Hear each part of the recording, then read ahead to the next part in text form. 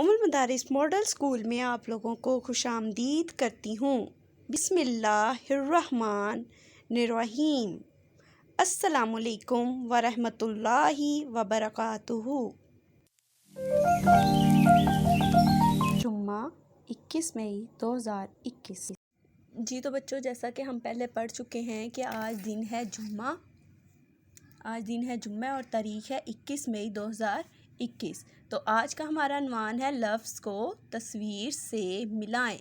लफ्ज़ को तस्वीर से मिलाएं।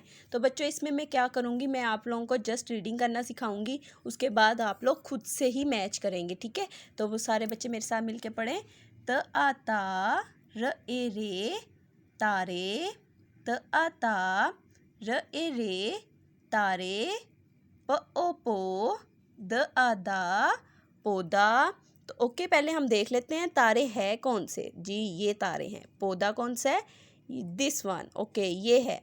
ओके ग आ गा ड़ ईड़ी गाड़ी। गाड़ी किधर है? ये है। ओके जहाज जह जह ह आहा जहाज। जहाज जहाज कौन सा है? ये वाला। ओके त ओ तो त आता तोता।